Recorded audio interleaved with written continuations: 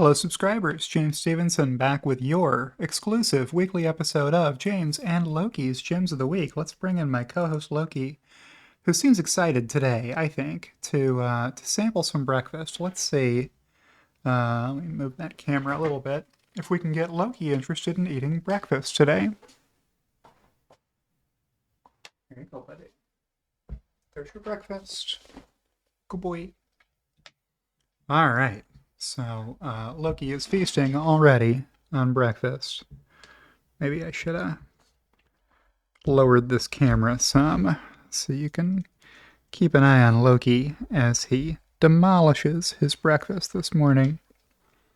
It won't go any lower than that, will it?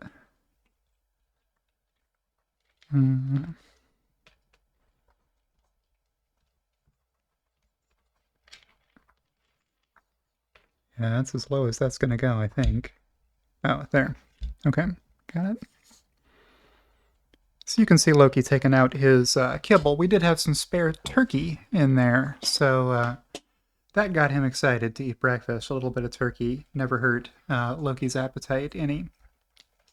And I will launch right into the content of this week's episode. As always, for those of you who are new to this format, we just go through all the tweets that I liked over the previous week, and I talk about them. So let's do that. I'll share my desktop with you, and we'll pick up right where we left off last week with Mae Musk posting about her two boys and what a hashtag proud mom she was.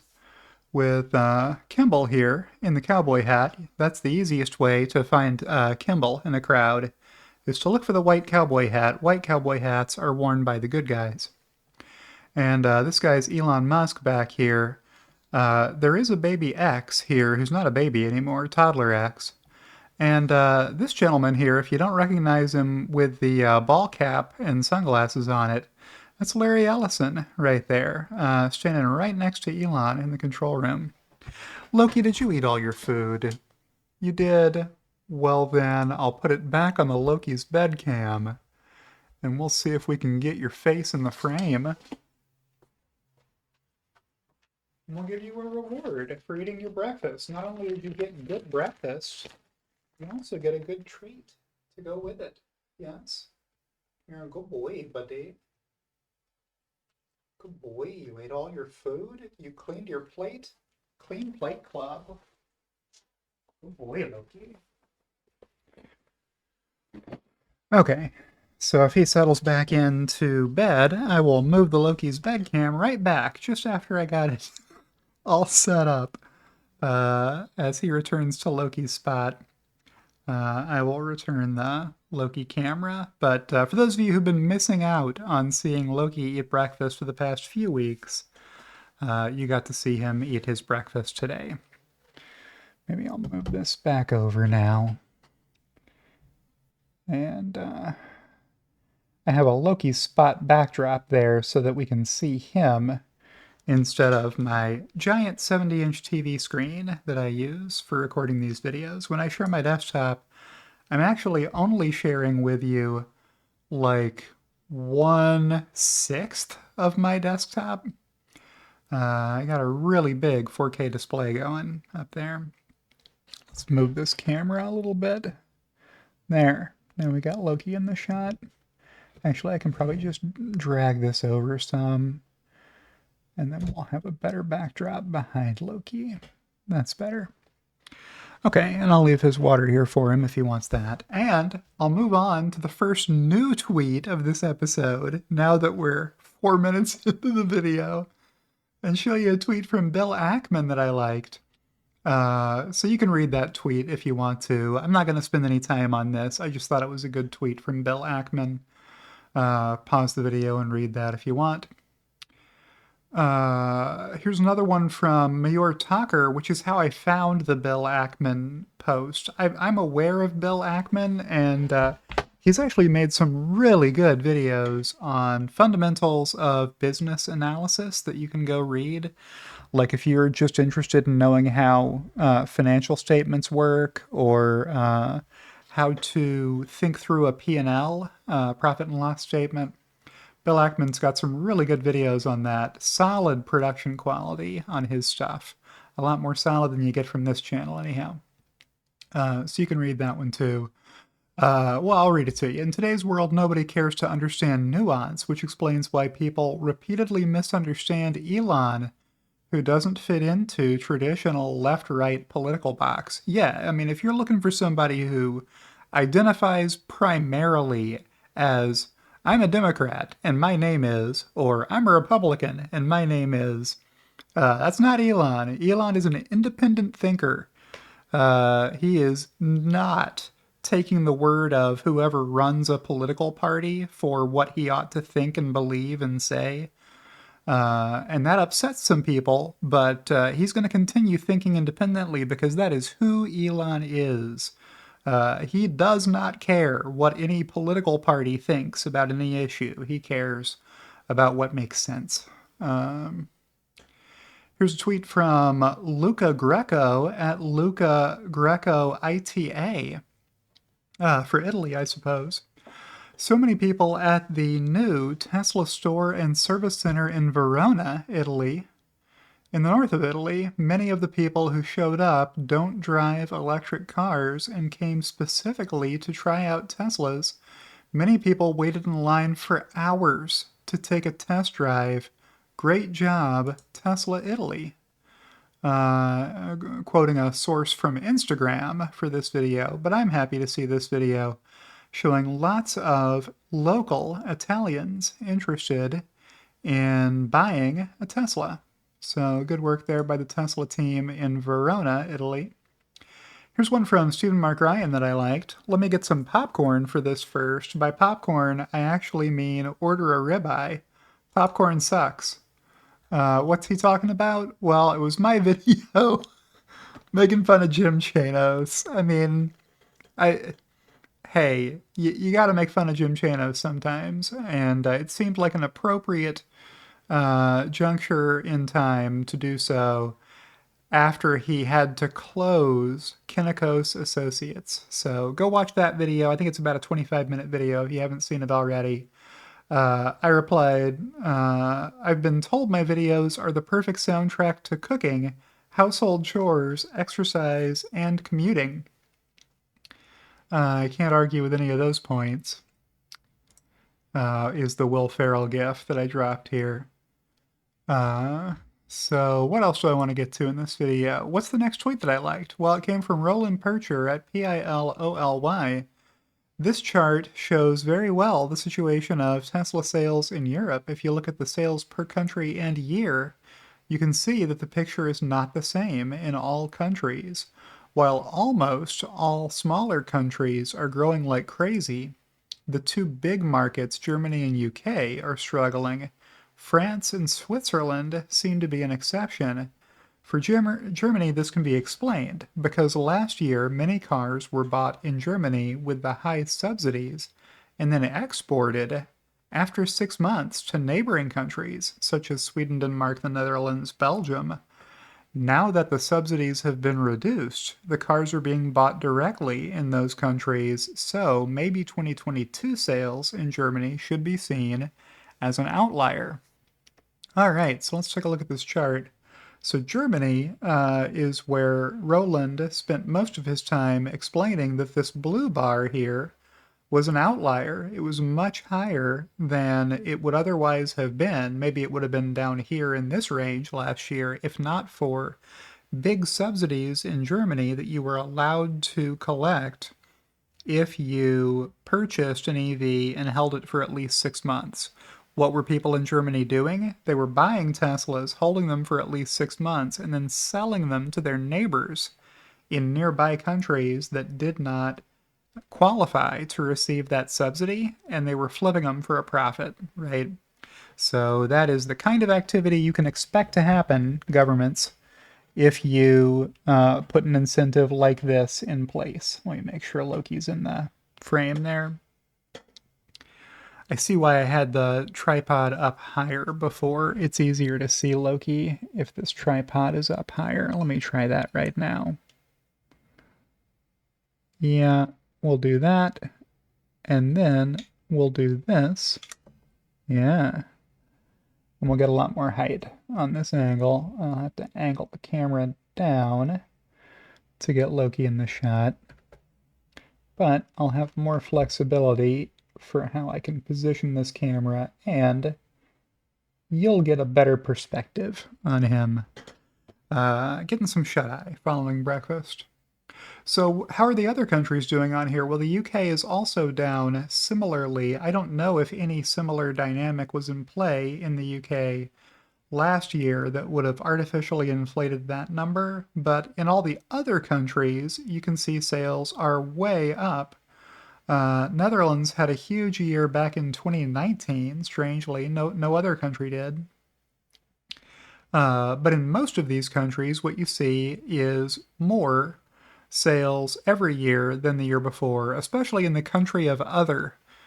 So for those of you who live in other, congratulate the government of the country of other on doing a lot to incentivize EVs.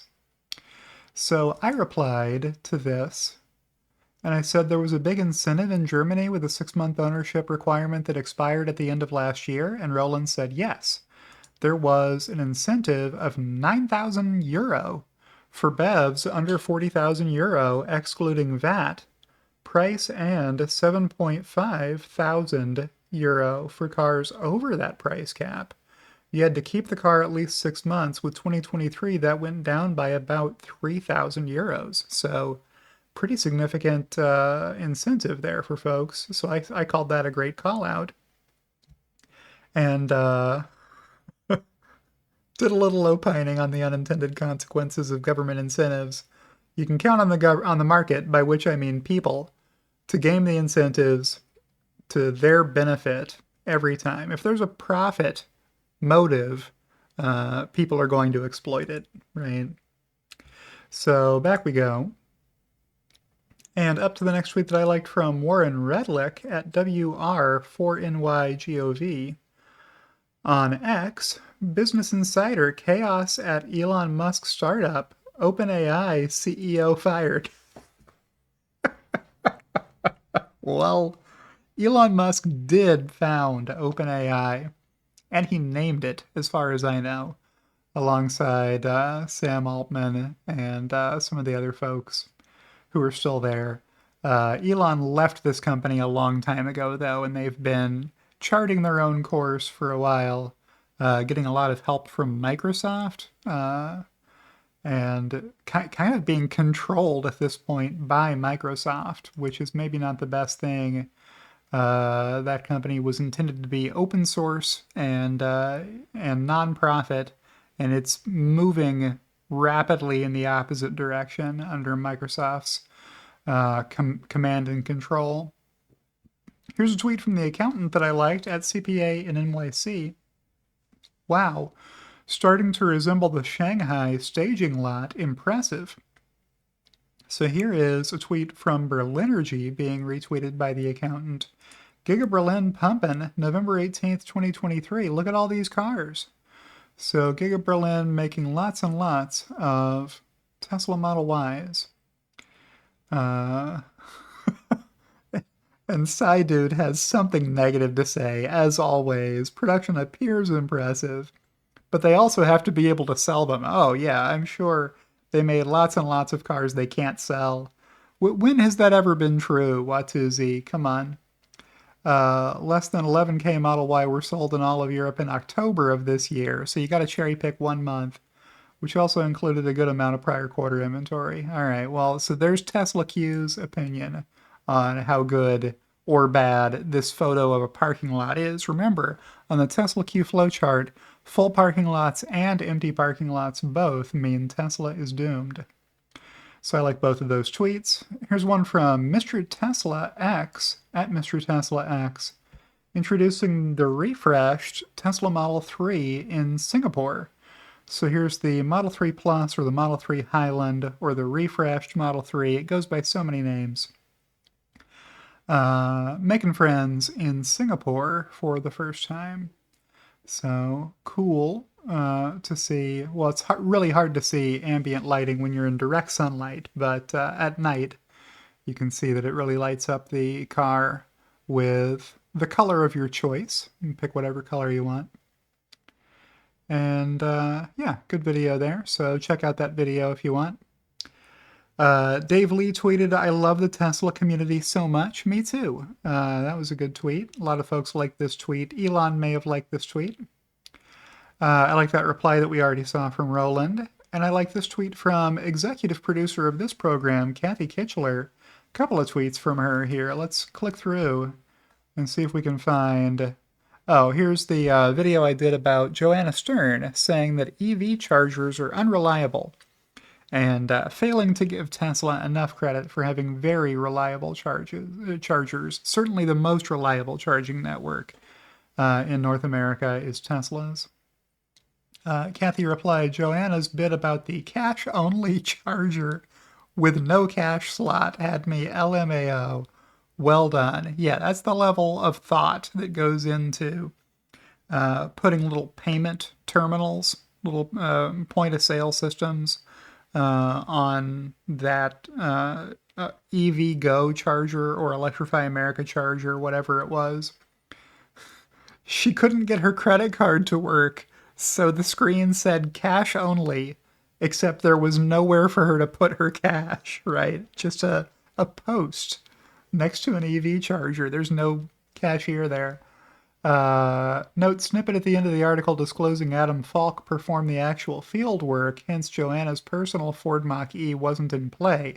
She wasn't going to let the intern drive her own car, which is why they rented a Rivian R1T for the intern to drive around to all these spots and collect the data that Joanna wrote up in the article. The benefits of being the senior writer for your company is you get to send the intern out to collect the data. Suspect Mr. Falk might have worked via an unpaid internship due to the significant amount of grunt work involved. Well, I hope they paid Adam Falk something. Oh, that is so evil to the intern and therefore to be expected. Great catch. Yeah, it's pretty common for American companies to underpay and overwork interns to get them the experience they want. And Kathy also commented on my video about Zero Sum Game 33. So if you haven't been watching these videos, they're up. You can go check them out. Don't miss him one iota, said Kathy. Hardly anyone misses Zero Sum Game 33, to my knowledge. Here's one from Sawyer Merritt News. For the first time ever, the Cybertruck is currently on display in San Diego in the Westfield UTC Mall. Hat tip to John W. Davis. So lots of good Cybertruck videos being posted since Tesla put 11 Cybertrucks on display across the country in popular Tesla sales and service centers. So yeah, I think this guy was illustrating that there are no door handles on the Cybertruck. You just push a little thing right above the door handle that makes it pop out if your Bluetooth key is in close enough proximity. You can see the side camera there probably has the same sensor that the Model 3 and the Model Y does for an RFID card key if your cell phone runs out of battery or whatever. So convenient to put the door handle right next to that. Very easy if you're holding stuff in your other hand to do both of those with one hand. Here's a tweet from Dylan Loomis that I liked. The Tesla rep was trying to convince the customer it was a real truck. Must have been a Tesla Q member. Oh, is that what was happening with the audio here? Yeah, it's a real truck.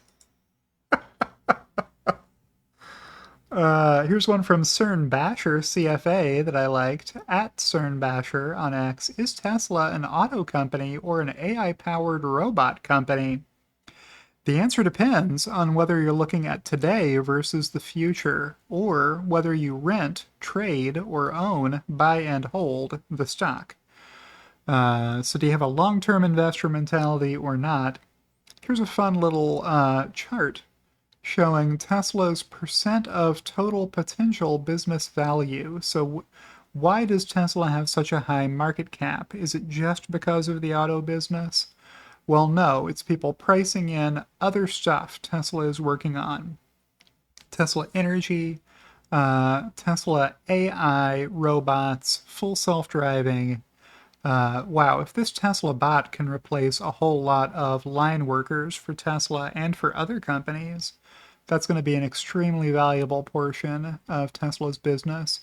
So I'm not going to read you all of these tweets from Cern Basher, but if you want to pause and read through them, I'll make this a little bit bigger for you to be able to pause and read. And I'll scroll down a little more, and you can read through this whole thing. It's too long for me to feature in this week's episode. I'll show you this one too. So, Tesla's sources of revenue, hardware, software, services, etc. Lots of stuff that Tesla could be doing in the future to make more revenue and to make more profits at software margins in many cases, which is good. If you're Ford or GM, you would love to have software margins on anything, but they don't. The best they can figure out is to make more SUVs and pickups and less sedans. That's been their strategy for the past 10 years. So a lot of really good stuff here. Maybe I'll make this chart bigger for you so you can read this if you're watching on a phone. Here's another good one. Internal startups value, so very low at the current date, but in the future. Humanoid bots, auto bidder, robotaxi could be worth a lot. And the numbers do get a bit nutty. That's the way Elon describes it. He uses the same word, that once you're making lots and lots of useful bots that can pick up jobs, that are repetitive or dangerous or stressful work, or just perform the work more economically than having to pay people who can do that kind of work. You can make a lot of money if there's a decent profit margin on selling those bots to companies that have lots of employees they would like to replace with robots who never call in sick, never take a vacation, never file a union grievance, etc. There you go. Never take a lunch break. If you can get them close enough, if you can get their work area close enough to a power source, you can just have them work plugged in and never even stop to recharge at that point. Don't have to worry about replacing battery packs if they're tethered to a power source, right? So a lot of really thoughtful analysis went into this thread. I'm just not sharing all of it with you in this video because it would take too long to go through all of this, but feel free to pause and read if you would like to see everything Cern Basher put into this thread. I just can't spend a lot of time here. As you can see, it's taking a lot of time just for me to give you the screens that you'll have time to pause and read without my dumb cursor blocking your screen. So, autonomous vehicles, nutty, just nutty. Number of EVs sold. Conceived estimate of robotaxi network, the Cern model for Tesla. As thought of by Cern Basher. Pretty funny. Humanoid bots, even more nuttier, is a funny expression. Yeah. Those would be valuable if Tesla could figure out how to make them. You know, like if the market for robots that can do useful work is $50,000 per bot, I'm making up a number, obviously, and if the cost of producing the bot is $12,500, you got a 75% gross margin on humanoid robots. And it's a very short payback period for the people buying them, so you're going to sell a lot of them. At that point, it just becomes building the machine that makes the machine. In this case, literally, it's a machine that could be making more machines. So you would need a factory to make the bots that can perform useful work. So you might be facing the challenge of building the machine that makes machines. Can you spot the car company? Where is the car company value? If half the value comes from humanoid bots and most of the rest of the value comes from robotaxi, And you've got a huge energy storage business for Megapack.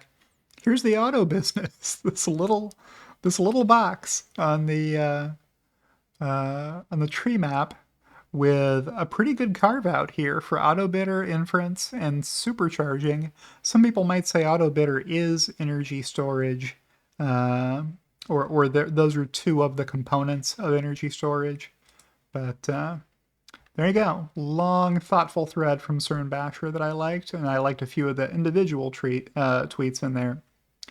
The next tweet that I liked came from XILL at XIL_LLIX.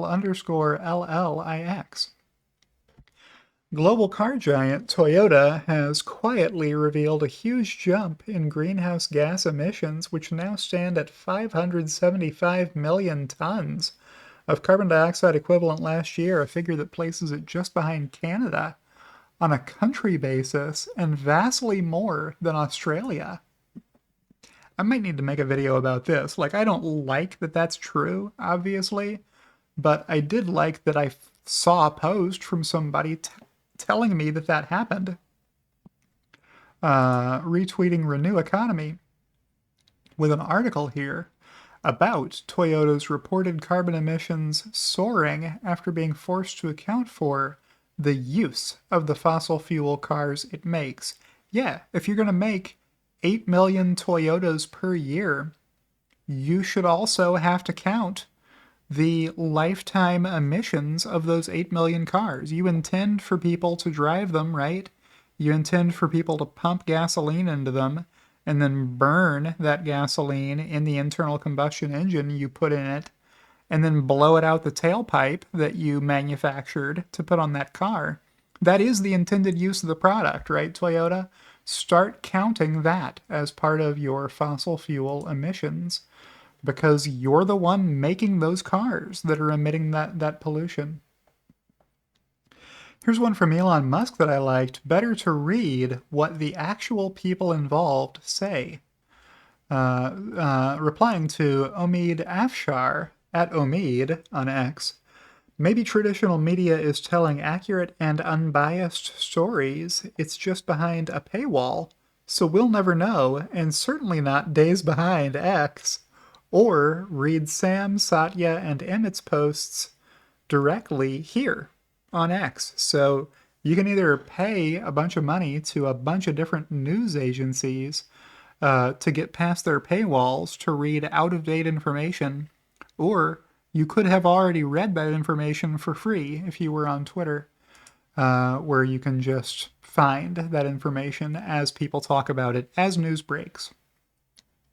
Here's another one that I liked from Roland. This is a similar chart of Tesla sales in Europe as yesterday, but this time with the period of January to October. For every year, the message is the same. Small markets grow about 200%, while bigger markets like Germany and the UK are only up 30%. So when we looked at this chart last, it had the full years on them.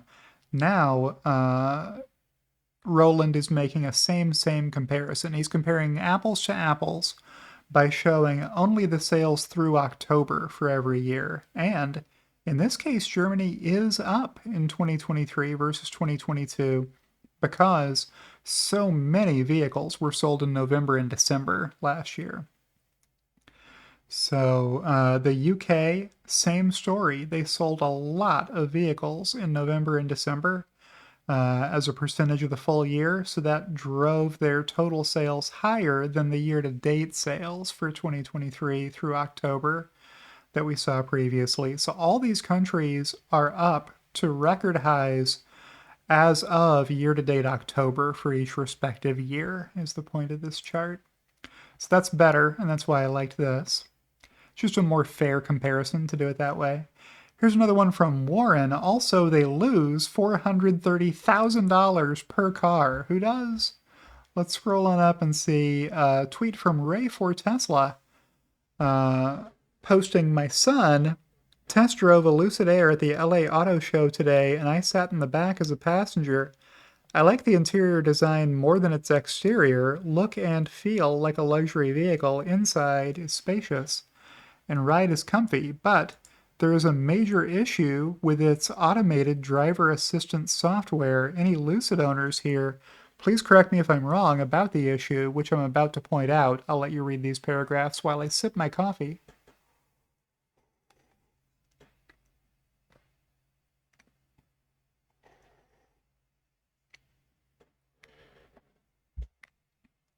Sorry, I just talking this long makes me need to take a sip of coffee every so often. Somebody pointed out in the comments that a lot of people who get a Lucid are going to have a chauffeur drive it for them, so they don't care what the driver assistance software does. They're paying somebody to drive the car for them anyway. Yeah, here's that tweet. Lucid Air was targeted at the Rolls-Royce Bentley class people who can afford a chauffeur. So, whatever. Uh, this was the tweet that I liked, not this. Also, they lose $430,000 per car. Talk about an unsustainable business model. That's it. If you can't scale this up a lot, you're going to continue losing money. Here's one from Joe Tegmeyer. I always wonder if I'm pronouncing his last name correctly. Some people just say Tegmeyer and ignore that other T as though it's not there. So this was Mike Haldas at Haldas on X saying Cern Basher is one of the best Twitter analysts on Twitter. Yeah, he's certainly Tesla analysts on Twitter. He's certainly doing a lot of work, putting in a lot of effort. Cern said, "Thank you for your kind words. I stand on the shoulders of these giants and many others, kindly tagging me among an illustrious set of very thoughtful, knowledgeable Tesla folks, and paying homage to the quote from Einstein, if I have seen further than other men, it is because I have stood upon the shoulders of giants." And please correct me if I got that wrong and it wasn't Einstein, because so many quotes are falsely attributed to Einstein. Uh, it, Everybody thinks your quote is more profound if they believe Einstein said it because he's so famously smarter than his peer group was in the 1910s, 1920s. Here's one from James Dalma. Gemma, I appreciate the shout out, but I think you offer plenty of independent value. I replied, if I have seen further than other men, it is because I used a drone. Joe Tegmeyer, probably. I was happy to see him appreciate the joke after I tagged him on it and give me the thumbs up for that. Just a joke that occurred to me to say. I thought it would be funny. Here's one from Steven Spencer at @Spencer_SMB. In its history, Tesla has never had 20,000 plus weekly insurance number in China. Above 15,000 would be good. 17,500 would be a record. Just another reminder how unserious this anonymous clown is. Who's he retweeting? It's PolitiReality, who posted, if my recent trip to Asia is any sort of indicator, I'd guess tonight's China numbers will be weak. Anything above 20,000 is good. Below 17,000 is weak. Below 14,000 is a disaster. Hashtag Tesla. This is the level of seriousness you get if you believe PolitiReality's tweets. Here's the chart backing it up. 17,500 may have been hit only once ever, or 17,000 may have only ever been hit once. And I don't read Chinese, so I can't tell you which month it was, but it was a while back. These must be weeks, right? Weekly numbers. So just count back however many bars this is to figure out how long ago that record was set. There may have been extenuating circumstances for why it was high that particular week. I don't know. But don't take PolitiReality's word for it. Like, assume that he's trying to mislead you every time you read one of his posts, because that's probably what's happening. There's that tweet from James Dalma we already saw. Here's one from Trevor Scott at space_Taz, tagging me in it, retweeting himself, saying, I finally saw my first landscape Tesla video ad on YouTube. Sorry, couldn't pause it faster or rewind, so it started 5 seconds into the ad. But here you go. There are ads on YouTube now from Tesla. So this is great news. It indicates that Tesla is doing what Elon told me they were going to do when I posted that Venn diagram about awareness versus affordability versus desirability, right? So there's a bunch of people who would love to buy a Tesla if they knew they could afford one, but they don't know they can afford one. So what's needed is an ad just like this that says, hey, $36,490, you can afford to buy this car. And at the end, or at the beginning, or somewhere, says $399 per month. Come on, video. There it is, from $399 per month. That's a very fast pop-up. But there you go. That's what's needed, is for more people to find out they can afford to buy a Tesla. And the more of them know they can afford to buy a Tesla, the more of them will buy a Tesla. Okay, so you may have seen an ad for Tesla before or after this video on YouTube. Let me know in the comments below if you have seen a Tesla ad on YouTube, if that's where you're watching this video, or on X, if that's where you're watching this video. You're not going to see one if you're watching me on Patreon, because Patreon does not have ads. You have paid to remove the ads. Here's one from the Short Shorts Historian at Tesla Historian. Thank you, Brad Munkin. Brad Munkin. If you're following me, you know that's a fake name by now. I've said it enough. And Tesla Charts, making sure that as many short sellers as possible lost their money. Like Mary, you led and it mattered. Think about that. So yeah, I don't know how this guy stays on X, still saying the same stuff he was saying in 2019 about how Tesla is unprofitable and guaranteed to go bankrupt, and you can definitely make a lot of money if you buy $50 put options and short this stock or whatever. So what was this tweet on November 21st, 2019, exactly 4 years ago at the time of this posting? If you're short hashtag Tesla, you're missing out by not reading Tesla charts. He knows the real Tesla demand in the Netherlands. Think about that. Retweeting Tesla charts saying they are resellers mostly. The hashtag Tesla app data in the country confirms as much. Well, as luck would have it, we just saw that the Netherlands had huge sales back in 2019. Here's how Tesla charts explained that at the time. He said they are resellers mostly. The Tesla app data in the country confirms as much. Okay, so maybe there was an incentive in the Netherlands back in 2019 that made it profitable for people there to buy Teslas and sell them to the rest of Europe, which accounted for that year's high sales of Teslas in the Netherlands. If you believe Tesla charts, I don't know, he might have been making it up. Here's one from Holmar's Catalog at Holmar's blog on X. Just got back from seeing the Cybertruck, and they're already texting me. All right, fire. Good work from Tesla to communicate with prospective buyers and offer them the opportunity to ask questions and get more information, keeping Tesla top of mind for people who came by to see a Cybertruck. So good news there, that there is some effective marketing communication happening outside of advertising. Pardon me.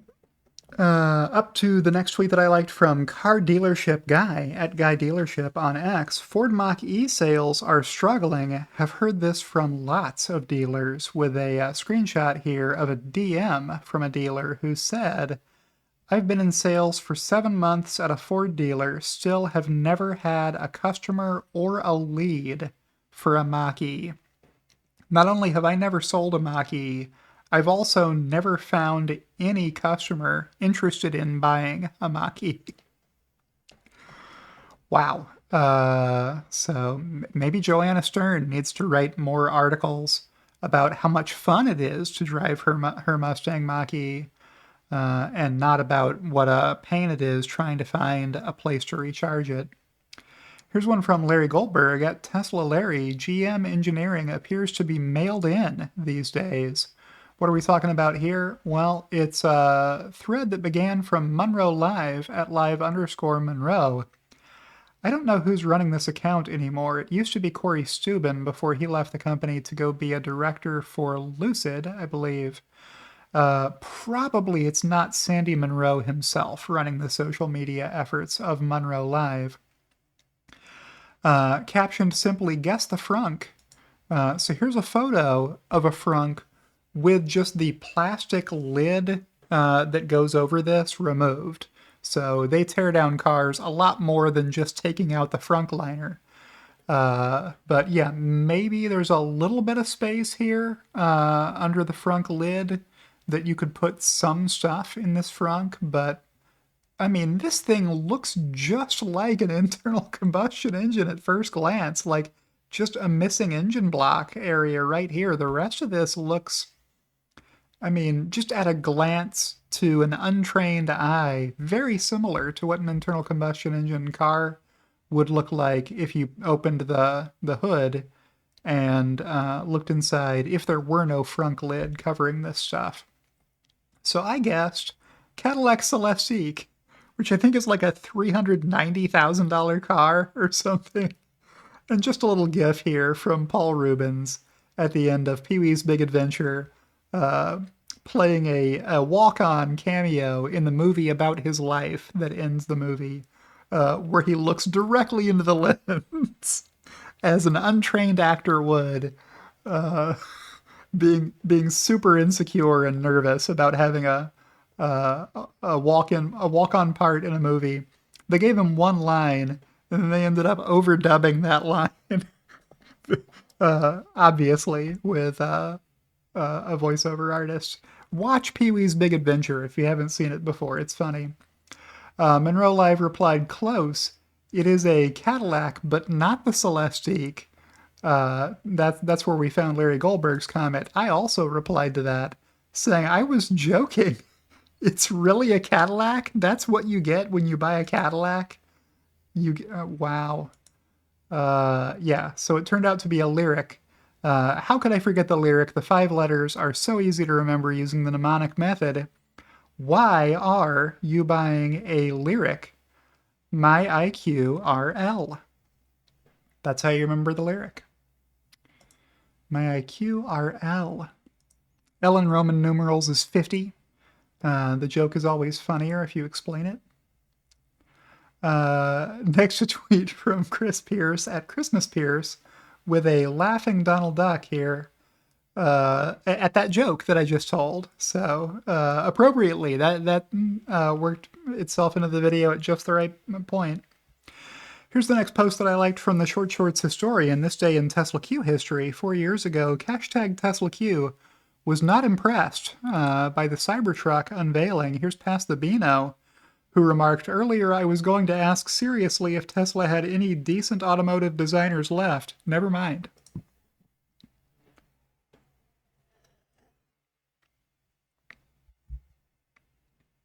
Here's the next tweet from Value Dissenter. "I cannot believe Elon Musk actually unveiled that horrific truck. #Tesla Q, I'm still short because I believe that one day Elon will have a total breakdown. This could be it, the unveiling of the Cybertruck. That truck was absolutely hideous, and it will have serious repercussions for the brand. Oh yeah, the Tesla brand will never recover from the Cybertruck. Nobody's interested in the Cybertruck." At Tesla Agnostic, who I haven't seen in a long time, remarked on the night of the Cybertruck unveiling, "I want to see a person who watched the Cybertruck reveal and then decided to buy some Tesla stock." Well, a lot of folks did since the fall of 2019. It's a very popular stock. Here's Scott at Ghost_Scott. Longtime Tesla hater and troll. "One thing is for sure, a bunch of people are getting fired tonight at #Tesla. I didn't hear about any firings at Tesla over the Cybertruck." Oh, probably about the window getting smashed, right? So they thought whoever promised Elon that the window wouldn't break would get fired.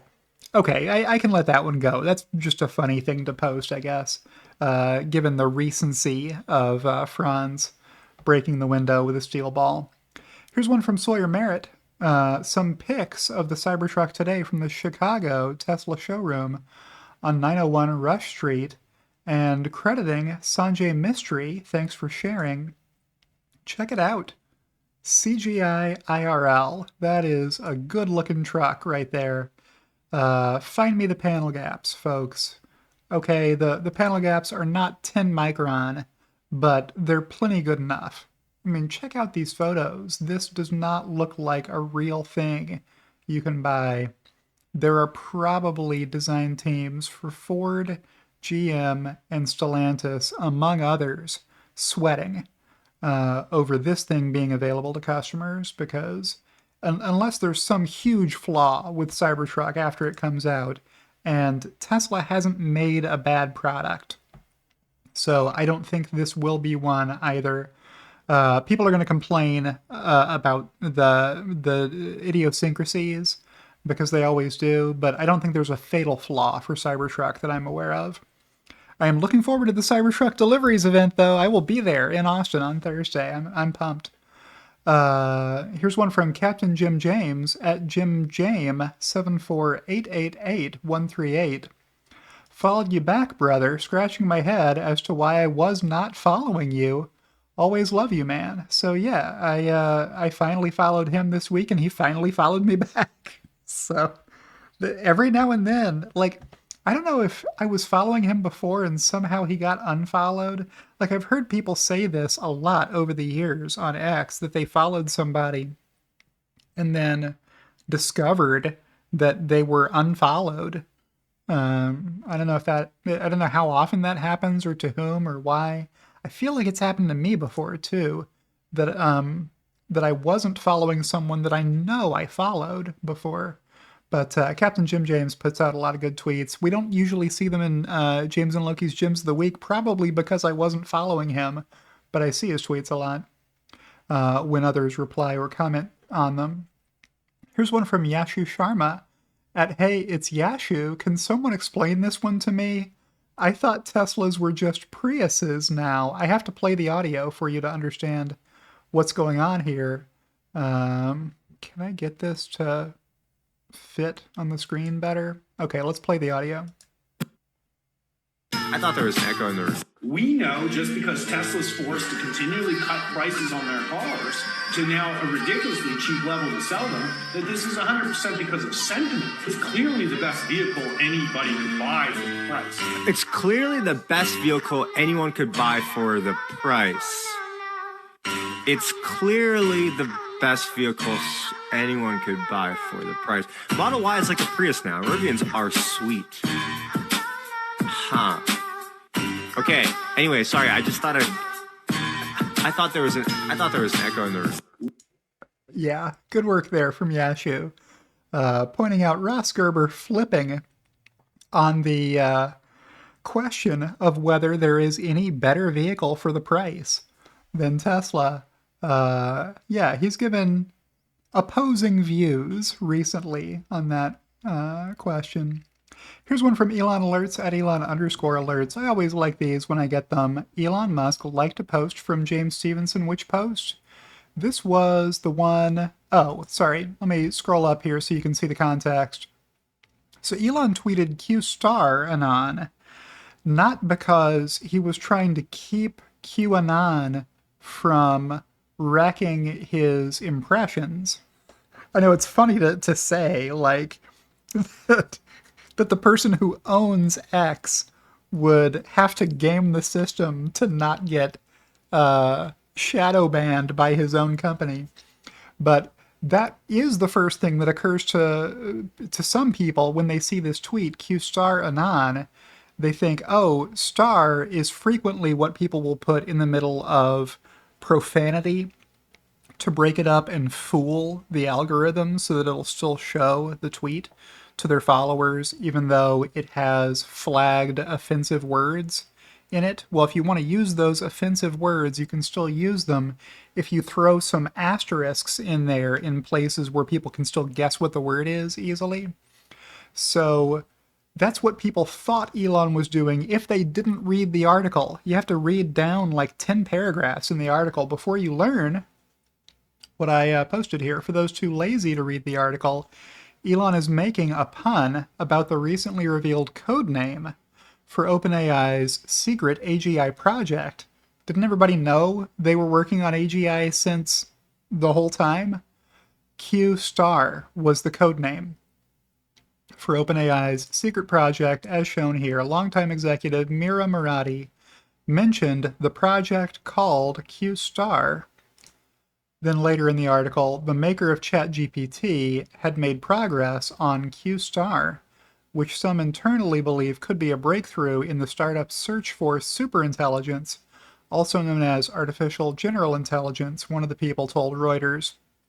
What's going on here? I'll try and break it down for you as I understand it in the simplest terms I can think of, which is they didn't show this artificial intelligence lots of examples of how to do math. They just let the artificial general intelligence teach itself how to do math. And then they presented problems to the AI that it had no knowledge base to reference. Right? They didn't feed it any examples of how to do math. They just let it figure out for itself how to do math, and they brought that finding back to the board. And they said, hey, we have a method here that works. Recursive self-improvement, letting this thing reason for itself, letting it think through how math works, is going pretty well. If we were to keep running this for a long time, or with more processing power or compute, it's not obvious what the local maximum would be on this AI's ability to recursively self-improve, to become more and more and more intelligent. If it doesn't need to read stuff written by humans to understand the world, if it can just figure stuff out itself, then we could have the makings of an artificial general intelligence here. Best I can do. If you have a better understanding than I do, leave a reply in the comments to explain it to others. Here's one from Chris Pierce. This Thanksgiving, be thankful for what you have, not bitter for what you don't. With a cartoon here from Calvin and Hobbes, which I always enjoy reading. With Calvin here asking, if you could have anything in the world right now, what would it be? Hobbes answers, Calvin says, anything at all, whatever you want. Hobbes says, a sandwich. Calvin says, a sandwich? What kind of stupid wish is that? Talk about a failure of imagination. I'd ask for $1 trillion billion, my own space shuttle, and a private continent. And Hobbes says, I got my wish. Lower your expectations. Keep your expectations low. Set near-term goals and achieve them. That's important for happiness. That's what you want to do. Set achievable near-term goals and execute ruthlessly against them until they are achieved and checked off your list. That's how you make progress towards long-term goals. Here's one from Casey Hanmer, PhD, at CJ Hanmer. This was obvious 3 years ago if you tracked leading indicators. What's Casey Hanmer talking about? Let's retweet here of Mark Z. Jacobson at MZ Jacobson on X. Batteries starting to replace fossil gas plants worldwide. Giant batteries that ensure stable power becoming cheap enough to make developers abandon projects for gas-fired generation. First half 2023, 68 gas projects put on hold or canceled globally. That's great news. Great news for the climate, great news for breathing. Great news for sustainable energy. More batteries, less burning of fossil fuels is the way. Here's one from Holmar's catalog at Holmar's blog. His kids now walk to school with a screenshot that sure looks like it came from Tesla Historian. I didn't see this when Tesla Historian posted it, if that's where it came from. A tweet here from Zach Howard on the 23rd of November, 2018. Anyone looking to buy their young kids something special for Christmas, may I suggest 2020 hashtag Tesla puts. They'll pay for their car they want when they're old enough to drive. Ooh, ouch. Yeah, people did believe that in 2018, and if they covered and sold those put options or covered their naked short position in early June of 2019, they escaped. They made it out with a profit if that's what they did. But if they were still holding those to maturity in 2020, they lost every penny. If you want to know how to lose 100% of your investment, buy put options on a stock that isn't going to fall to your strike price. That's a good way to do it. Here's one from Alexandra Mertz at Tesla Boomer Mama, who I'm looking forward to meeting on Thursday in person. LOL, looking forward to meeting you Thursday, James. Well, that worked out okay. So here's me saying current status.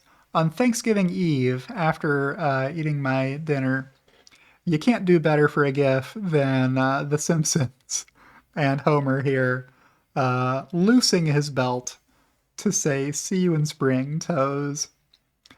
And did I reply to that or did I just like it? I guess I just liked it.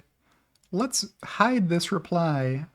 Where is it? Hide reply and block Meggie Perembana, going by Gregory Stewart, for the crime of sending through dumb clickbait links to investment scams. Here's one from Moff at Moff34. Well done, James. You roasted that turkey Lopez Lynette to perfection. Happy Thanksgiving. So I never know when people tag the person that I didn't tag in a video, whether they're trying to bring it to the attention of that person that I made a video where I called them out. I don't know this account. I don't think I've seen Moff34 before. But I did like the pun. You roasted that turkey to perfection on Thanksgiving Day. So I gave this one a like. Here's one from Steven Spencer. He gets 2 tweets this week. Happy Friday. With a photo here of his dog and his kid in the photo. You can tell it's the same dog as this dog, which is pretty funny.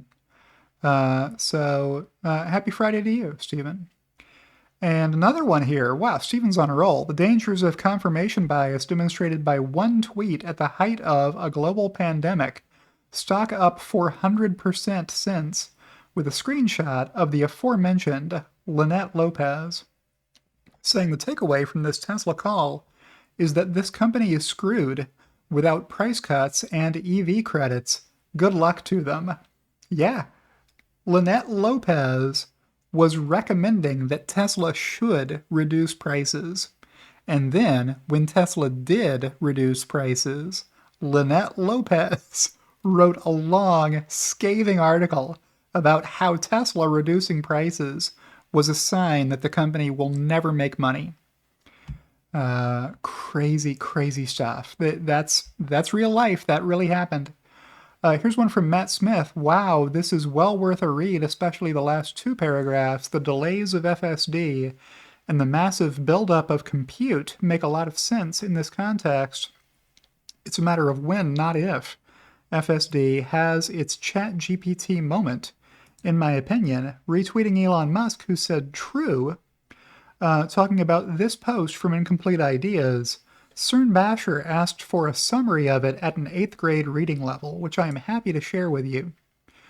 The Bitter Lesson by Rich Sutton is about an important idea in AI research. He says that the best way to make AI smarter is not by teaching it everything we know, but by letting it figure things out on its own, using lots of computer power.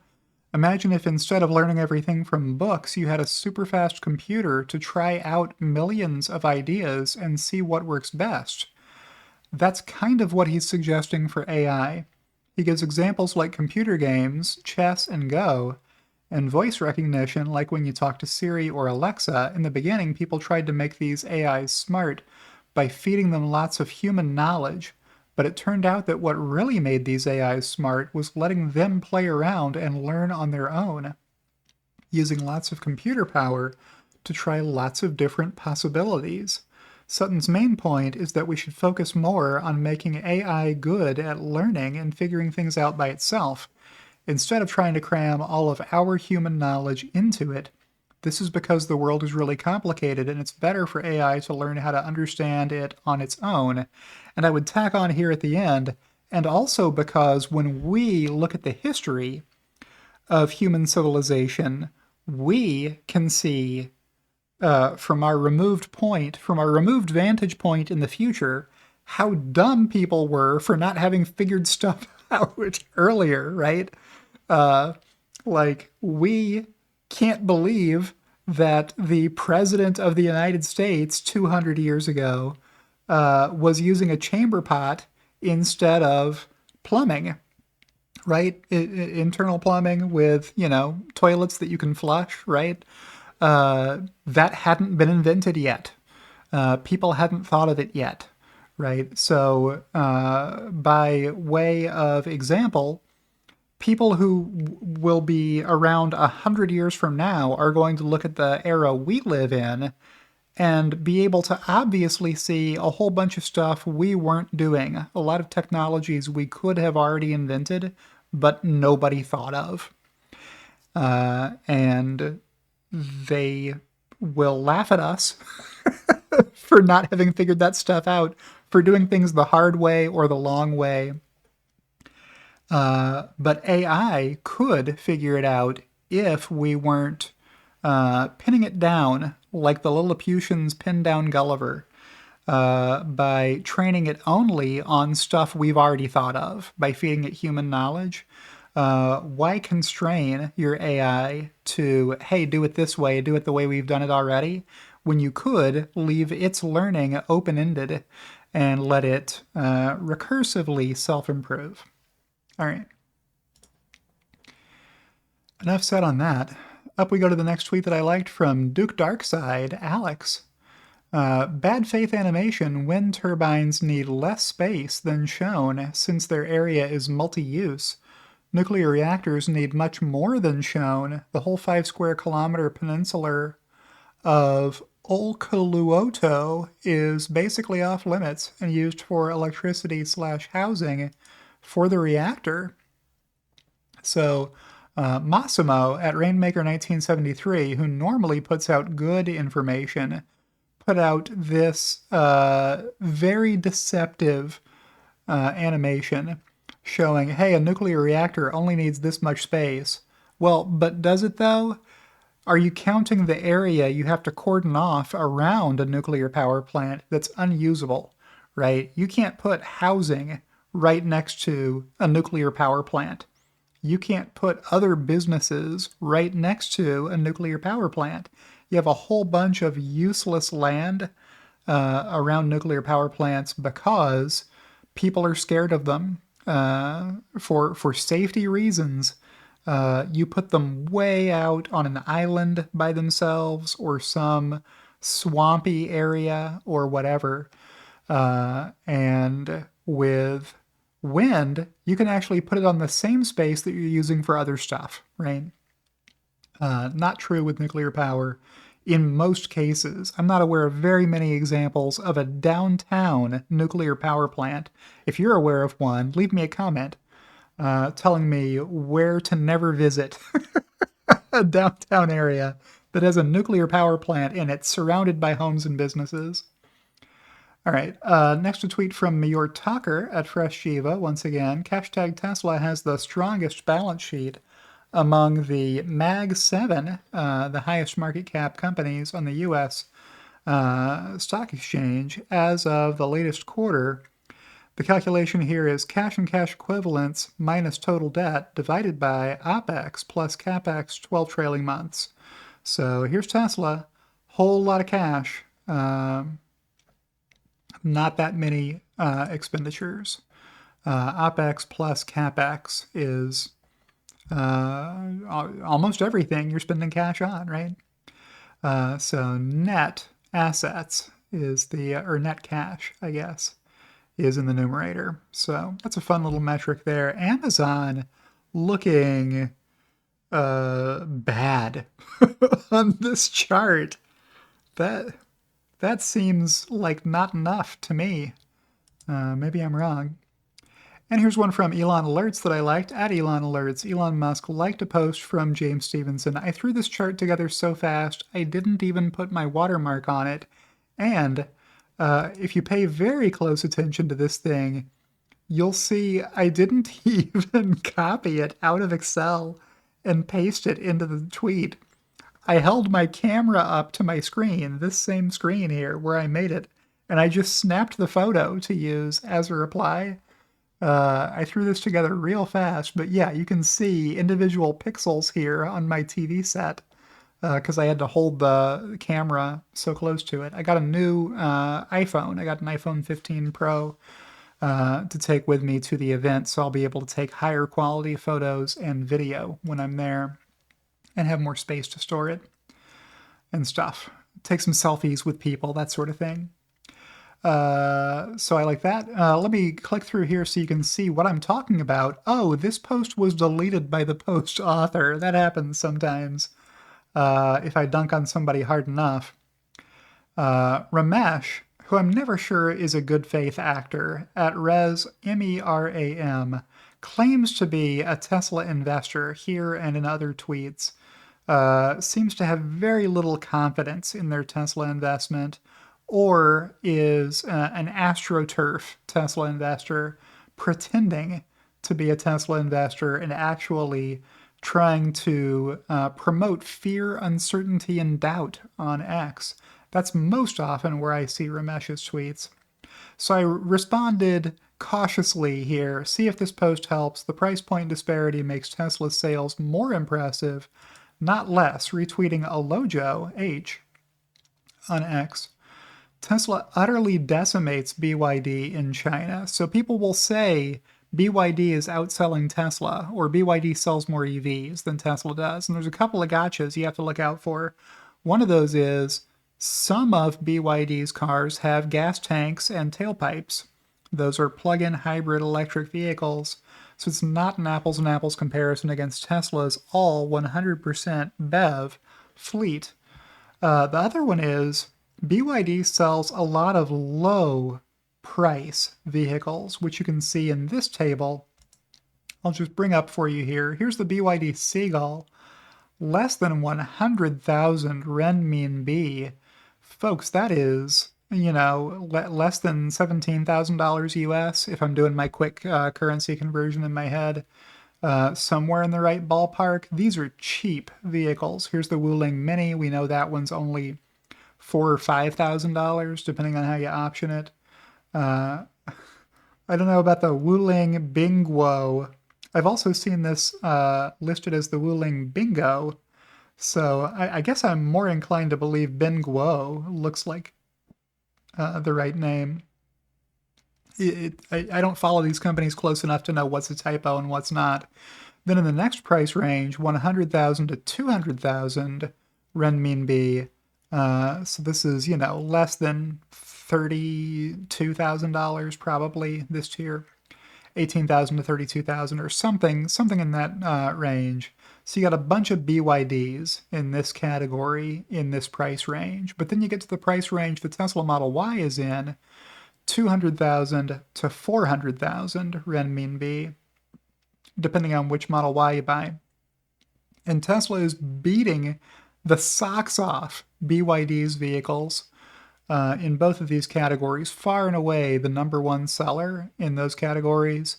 And then Tesla doesn't compete very well above that price range because the import tax is so high for the Model S and Model X that are only produced in Fremont. So if you want to import those to China, you don't get the free trade zone exemption on those like you do with the Shanghai Lingang Industrial Park free trade zone exemption on tax here. I mean, it's being made domestically in China, but then also it's not subject to export taxes. So it's good to do business in a free trade zone. Let me back out of here. So that's where that chart came from. Well, I guess I should talk about it, huh? So, oh, I know what I should do. I should show you what the original table was that was misleading, and I left it here for those curious what the post was before it was deleted.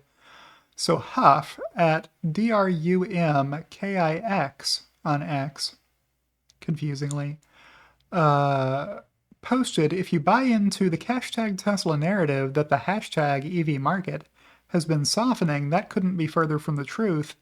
Of the top 10 pure EVs in China, every one of them has grown month on month except Tesla Model Y, losing 48.4% of volume since August. And then here's the table. Well, I can't make the table any bigger, but there it is. It's big enough print, you can read it.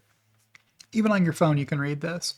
So what's in red? Only Tesla is in red. Everybody else is up. Everybody else has been gaining sales since August, higher in September, and then higher again in October. I think that's the logic being employed here.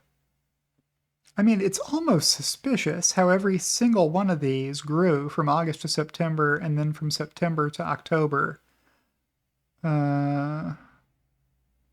Yeah, this one by an extremely small amount. So this is green, growing from 11,654 to 11,914 to 11,930. All three of these are in the same 500 vehicle range.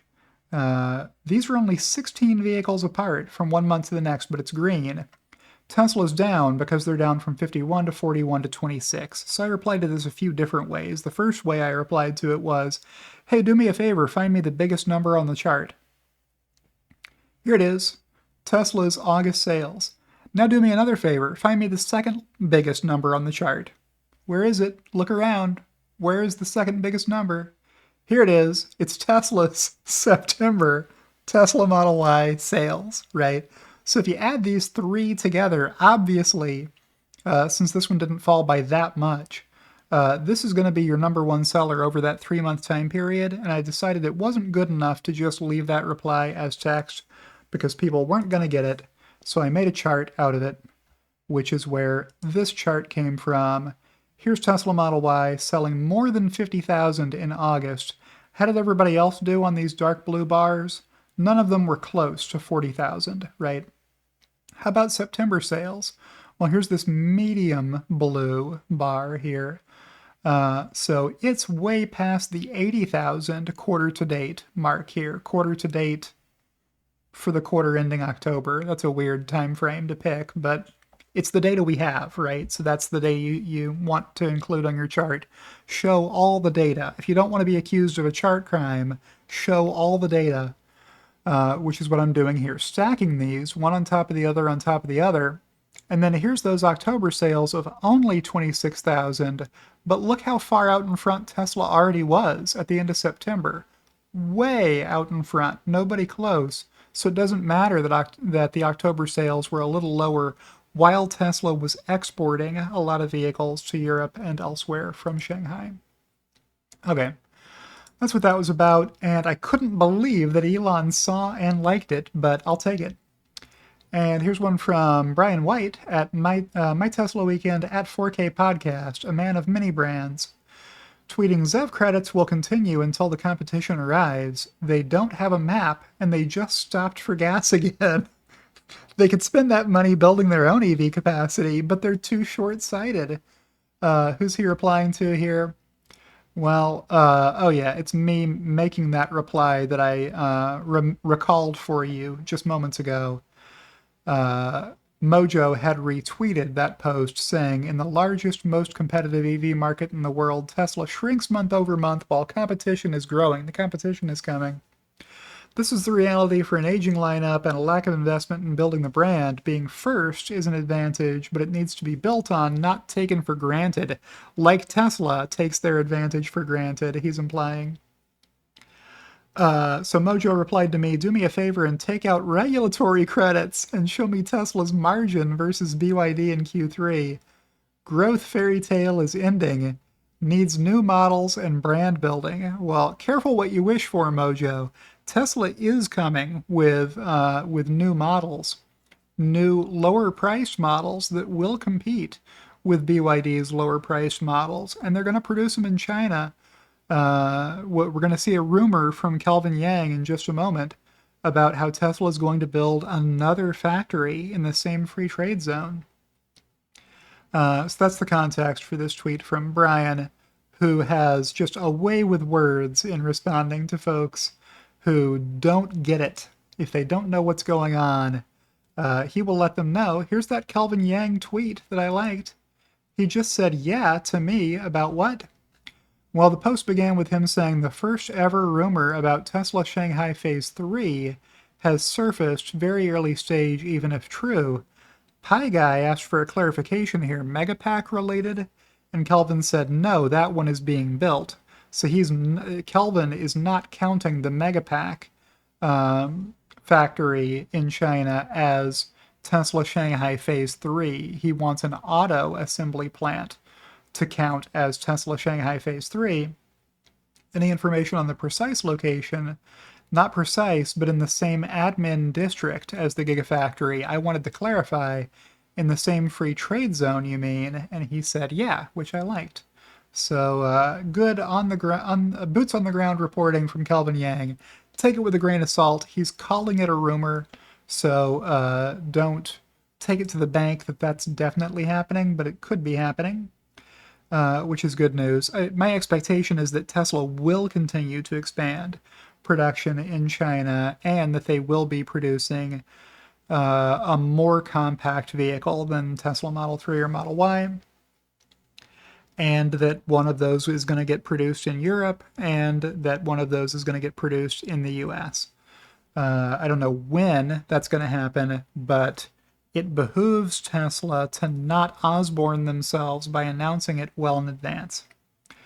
Or Mexico, if not in the US. Tesla could build that at their Giga Mexico facility, which has been announced, but then delays have also been announced.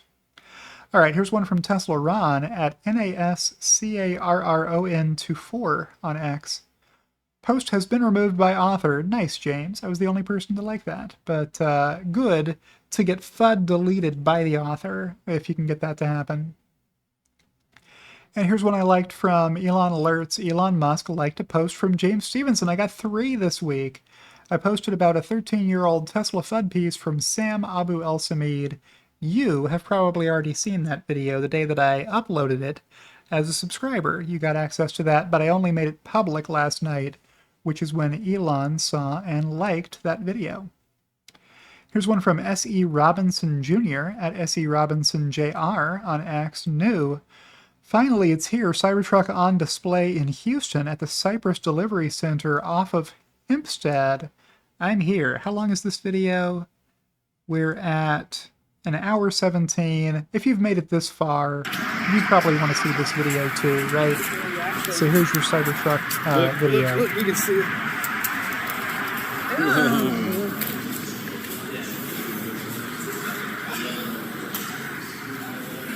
Oh, man.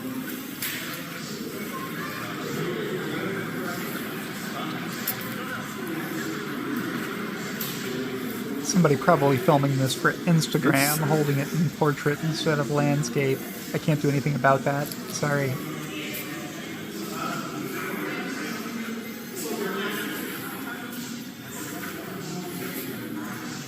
There you go, check it out. That's your walk around of Cybertruck looking like computer graphics. It doesn't look real. That is amazing.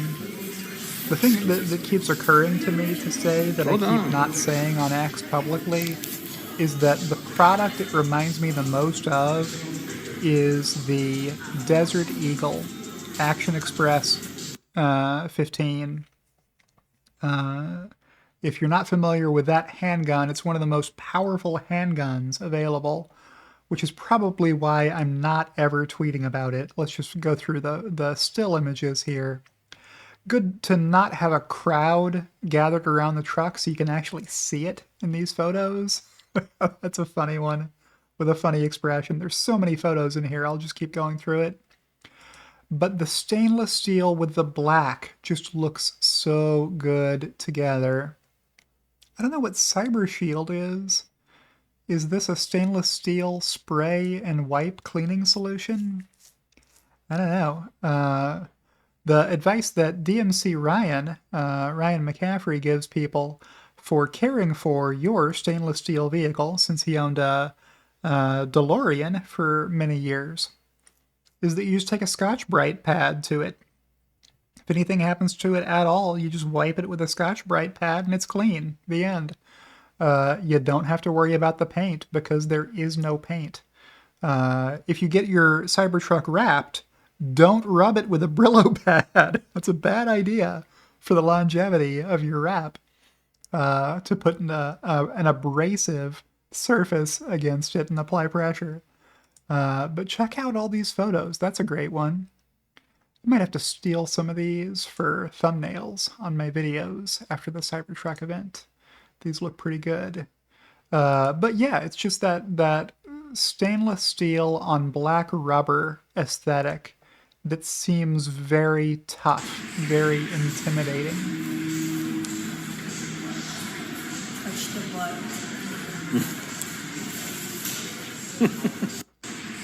Leaving fingerprints on the stainless steel. All right. Maybe that's what that spray is for. Maybe the folks at the Tesla Sales Center are doing a good job keeping the fingerprints off the stainless steel. But from a distance, you're never going to see fingerprints, right? Got to be right up close to it, on top of it, to see those. Check it out. So many good photos. I'm going to show these all to you, and then I will move on to the next tweet. I don't think we have very many left. Just wanting to give you all this Cybertruck eye candy. Don't be in there. Tesla Sales Center employee not wanting to be in the shot. But yeah, here we go.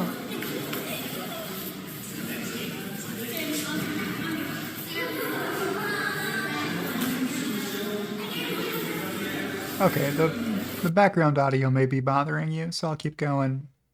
Show you just a few more of these photos. There's the Tesla bot. As of 2023, they're going to keep making improvements to that Tesla bot's design over the years. And all right, so that's that whole thread of photos. Here's one from Car Dealership Guy from only 15 hours ago. For everyone asking, Cox Auto doesn't include Tesla in its data, but according to Sawyer Merritt, Tesla is at 17 days of supply. Is that a high number, you may be asking? Is 17 days of supply a lot of inventory? Is Tesla inventory not moving very fast? Well, let's scroll up and look at this chart. Captioned by Car Dealership Guy, Dodge, Chrysler, and Ram have absurdly high inventory levels right now. So are they also at 17 days of supply? Day supply across every brand, courtesy V Auto, which he later calls Cox Auto. No, all of these are at least double 17 days of supply. It's the lowest over here. Toyota and Honda are the only ones below 40 days of supply. They're at 33 and 38. What are the highest numbers on here? 186 for Dodge, 135 for Chrysler, 129 for Ram, 123 for Jeep. Folks, that is 4 months or more worth of inventory sitting on dealer lots today. That is not the way you want to manage your inventory. That is too much vehicle inventory. That is too many cars in parking lots, to put it in terms Tesla Q will understand. And let me see if I can find my reply to this, which was snarky, as my replies sometimes are. Looks like the UAW strike arrived at a serendipitous confluence, almost as though it was a concerted effort. With a thinking emoji. Just imagine how much worse inventory levels would be today if the UAW strike hadn't idled 44 GM, Stellantis, and Ford plants in the US in September and October. Yeah, Chensu Bayan replying, yeah, everything is a planned move. Legacy autos have high inventory, so they didn't want to produce anyways. Yeah, the strike was a great excuse for these companies to not have to announce that they were idling plants based on no demand. The strike will save Big Auto face for another quarter or two. Excellent perspective on the current inventory levels, James. As always, thank you. Definitely seems suspicious. It does, right?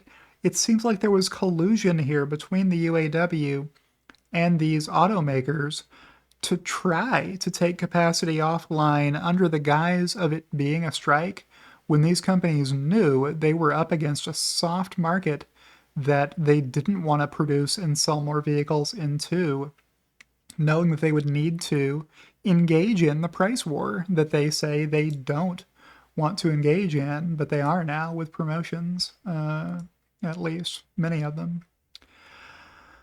Here's another one from Brian. These autonomy leaders charts are wet trash. I've seen other versions with Uber and Lyft being shown near the top right, and like a lot of the others, they're essentially gone. I replied, yes, Sam Abu El Samid just rotates any company that claims to have a strategy to solve autonomy and hasn't gone bankrupt yet into his leader and contender echelons. I can't call them quadrants because they're just overlapping rectangular boxes, possibly in MS Paint. Any company except Tesla, obviously. Tesla does have a strategy to solve autonomy and hasn't gone bankrupt. But Tesla gets to stay in the followers category, and nobody follows Tesla. There are no followers behind Tesla. Tesla's the only follower. So absurd from Sam Abu El Samid. And the last tweet that I liked this week came from James Catt at TeslaFanMTL. Tesla under 17 days, or half of the lowest bar on this chart, as we just saw. So great tweet there from James Catt, bringing this tweet to my attention. I do follow Car Dealership Guy, but I don't see all of his tweets. So thanks for retweeting and bringing that to my attention. And that's my video for this week. So we'll check back in once again with my co-host Loki, see if he has anything to add before I outro this video by saying, if you've enjoyed this video, don't forget to click the like button on whatever platform you're watching this, be that Patreon or X, or on YouTube. I'll leave you a link to subscribe to my channel if for some reason you still haven't subscribed to my channel and you're watching me on YouTube. Thank you, a sincere appreciation from me to all of you for supporting my efforts. You make this channel possible. I can do all of these videos because you support me. So thank you very much, especially my executive producers, Kathy Kitchler and Rebellionaire.com, as always. And I'll see you in the next one.